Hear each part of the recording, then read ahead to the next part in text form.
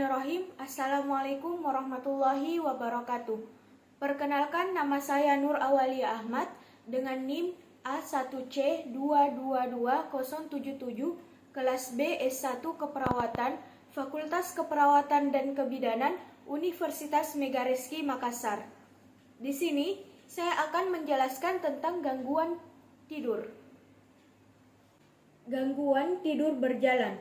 Saya mengambil 7 sub pembahasan, yang pertama, definisi gangguan tidur berjalan. Yang kedua, faktor resiko gangguan tidur berjalan. Yang ketiga, penyebab gangguan tidur berjalan. Yang keempat, gejala gangguan tidur berjalan. Yang kelima, diagnosis gangguan tidur berjalan.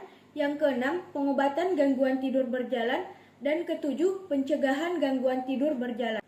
Poin pertama, definisi gangguan tidur berjalan. Gangguan tidur berjalan atau somnambulisme atau sleepwalking adalah salah satu kondisi gangguan tidur di mana seseorang bangun dan berjalan saat sedang tidur. Poin kedua, faktor resiko gangguan tidur berjalan. 1. Faktor genetik. Jika terdapat anggota keluarga seperti orang tua yang memiliki gejala gangguan tidur berjalan, maka hal tersebut meningkatkan risiko seseorang di keluarganya, misalnya anak, untuk mengidap gangguan tidur berjalan. Faktor kedua, seperti yang sudah dijelaskan sebelumnya, umumnya gangguan tidur berjalan menyerang anak-anak berusia 5-12 tahun.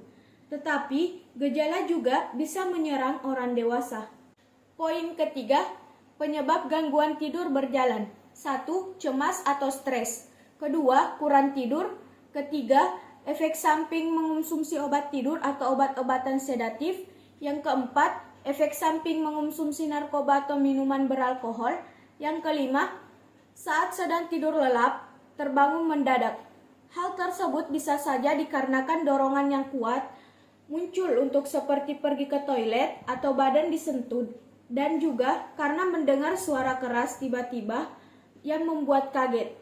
Adapun kondisi lain yang bisa diakibatkan karena suatu penyakit dengan gejala sering bangun mendadak, misalnya sindrom kaki gelisah dan apnea tidur obstruktif. Yang keenam, gangguan tidur berjalan biasa terjadi saat mengidap infeksi yang disertai demam pada anak-anak. Poin keempat, gejala gangguan tidur berjalan. Orang yang mengalami gangguan tidur berjalan ini biasanya hanya memandang lurus dan tampak seperti tidak mengenali keadaan di sekitarnya. Matanya yang terbuka terkesan seperti terjaga padahal ia sebenarnya masih tertidur. Jika disapa, biasanya pengidapnya tidak merespon, meski ada sebagian yang mampu merespon dengan baik dan sebagian lagi akan merespon dengan jawaban meracau. Saat pengidap gangguan tidur berjalan dibangunkan secara paksa, umumnya pengidap akan merasakan kebingungan dan tidak ingin lagi dengan aktivitas yang dilakukan ketika berjalan sambil tidur. Poin kelima, diagnosis gangguan tidur berjalan. 1. Pemeriksaan fisik. Dilakukan untuk mengetahui apakah terdapat kejang di malam hari, gangguan tidur lainnya, ataupun pengidap merasakan panik di malam hari. Kedua, nocturnal sleep study atau polisomnografi.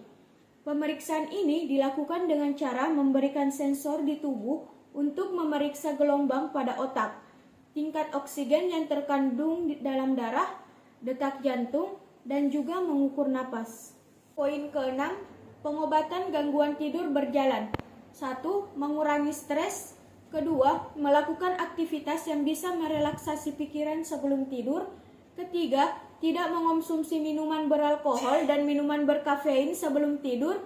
Keempat, membuang air kecil terlebih dahulu. Kelima, membuat kamar tidur senyaman mungkin. Keenam, mengatur pola dan waktu tidur dengan disiplin, karena gangguan tidur berjalan juga bisa dipicu oleh kurang tidur. Poin ketujuh, pencegahan gangguan tidur berjalan. Jika ada anggota keluarga yang mengalami gangguan tidur berjalan di waktu yang sama tiap malam, dapat diatasi dengan cara mengganggu siklus tidur mereka, Bangunkan tiap 15 sampai 30 menit sebelum waktu kemunculan periode tidur berjalan yang mereka biasa alami. Sehingga mungkin bisa menghentikan gangguan tidur berjalannya dengan cara mengubah siklus tidur mereka. Demikian hasil video pembahasan tentang gangguan tidur berjalan yang bisa saya sampaikan. Lebih dan kurangnya mohon dimaafkan. Saya tutup dengan wabillahi taufiq wal hidayah. Wassalamualaikum warahmatullahi wabarakatuh.